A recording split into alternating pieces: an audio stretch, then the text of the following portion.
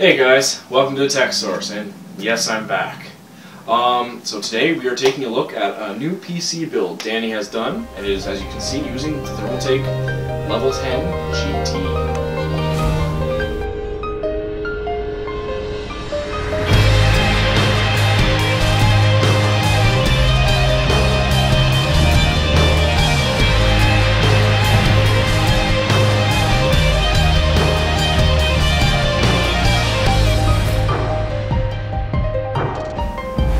Alright guys, so as Dave said, we are checking out the computer I've built for my friend, and basically he's Falkers Inc. He has a YouTube channel, so you can check it out.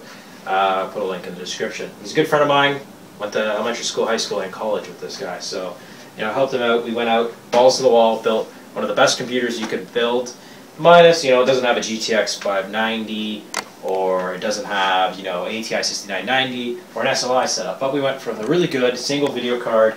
Bought a good processor, a lot of RAM, good hard drive space. We did want to do RAID and an SSD, but that wasn't in the budget. So we went with one hard drive. But overall, this is an amazing computer. So as you can see, the case we're using is a Thermaltake Level 10 GT. So this is Thermaltake's new Halo case. It's a really nice case. It actually looks a lot better in person than in pictures. I'm going to say that right now. When I first saw this in pictures, I was like, yuck. And I was too. Yeah, I was just like, man, this is like a cheap version of the Level 10. It's like anyone who bought this is like, well, I cheaped out and I got the $250 version of the Level 10. It's actually a really nice case. There's a couple faults, like there's not enough room behind the motherboard tray, but you can make do. So let's go over some front features on this case. Basically, you can put 4 DVD drive bays. There's a 3.5-inch expansion bay, so this is where we put the Asus USB 3 expansion in here. You can lock all your hard drive bays. So right now they're currently locked, and they're all hot swappable. So it comes with a set of 2 keys, and you can pull all these drives out by just pushing one of these buttons, and you just pull it out. So that's real awesome. And it's real hot swap too. It's not just the bay, it actually has the connectors in there too. Yeah, so that's really cool. And it comes with all the power. So all you need to do is just run data to the drives, and it's super easy, and it's really well laid out. It's the same as the Corsair Obsidian 800D hot swap. It's exactly the same. Minus, the Corsair had the nice door. This is a little bit different, but it looks neat. They're the same system, and I really like that. And some other cool things that this has is, it's got these nice red accents. It's got 4 USB ports here, all on the side. I like this. This looks really sharp. It's got the 4 USB 2.0 ports, a microphone, headphone, microphone, reset, power, hard drive activity LED, and then you've got the nice Thermaltake logo right here. And these drive bays are really easy to take off. Boom. That's it. You can get, and then you put your drive in. So that's real simple. And going around to the top here, we got a little bit of a tray, so you can put probably USB flash drive, external drive, things like that. And then we have our LED button. So as you can see right now, the LEDs are like multicolored mode. You can turn them off, turn the blue, turn green, red, and then we have, I guess, rave party mode. And they start changing colors and doing weird things like that. Crisis rave party mode? No, not that crisis. But anyways, we'll go back to green. And then we have fan speed low and fan speed high. Let's take a listen to that. It's still relatively quiet. And we have 2 more USB 3s on the top and an eSATA and a 200mm top exhaust fan. You can put 2 120s there. So going around to the side of the case, we'll shut it up a little bit. Oh, it's got big rubber feet, so it's actually pretty hard to move. So open up the side panel is super easy. There's a button underneath the case. You push it, and away she opens. And look at that. No wires for the side fan as well, because there's just these push buttons here. These push pins. So that is really cool. As well, on the outside of the case, there is you can direct where the airflow goes. I see that kind of more as a cheesy thing, but I've never seen that before, and I find that really cool. I find it cheesy. It is cheesy because really the case isn't that big. There's no need to direct it. Yeah. But I mean, hey, more power to him for putting it there. Yeah, well, it's something different, right? We're thinking outside the box. So as you can see inside the case, we went with a Noctua NHD14 cooler, and it's flat out massive.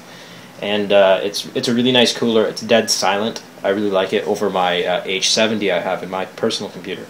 For video card, you might notice there's not an ATI card what I usually do. Thankfully. My friend wanted an NVIDIA card, and because he's smart. Well, also because the comparable ATI card is $50 more. This is faster. So you know what?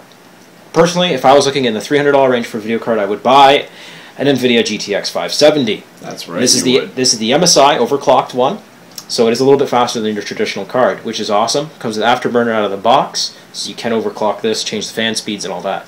Now this computer uses Intel i7 2600K processor, and that is the LGA 1155 socket on a P67 motherboard. Now the motherboard we're using is a P8 P67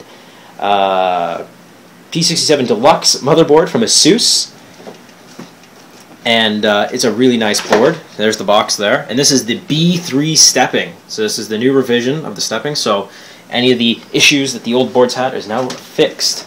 We're also got 8 gigs of Corsair memory, and that's 1600 and CL9. We also have a Corsair AX 750 watt gold power supply. So this is one of their highest end power supplies. Maybe not in wattage, but it's really nice. It comes with these really nice sleeve cables, fully modular, and it's a gold certified 80 plus power supply. Some other cool things about this case: we got a 140mm exhaust fan out the back. Oh yeah, and we have an ASUS Zonar DX PCI Express 7.1 channel audio sound card. So that's real cool because we're not using the onboard. And I strongly believe in using a dedicated audio card. It makes a big difference in your sound quality. And I don't know if I've mentioned, but we also use for hard drives is a Western Digital 1TB black. And it's not in RAID 0. There's no SSDs, but that was a little out of our budget. So this whole computer costed around $1,800. It's quite expensive, but this is what you need to build a high-end gaming machine that can play every game on cranked. So anyways, guys, thanks for checking out our video of the build that I just recently did. It's a really nice PC, and all the unboxings of all these products will be coming up very shortly. Anyways, guys, remember to rate, thumbs up, and remember to subscribe. Yep. Thanks, guys. Stick around. Yay.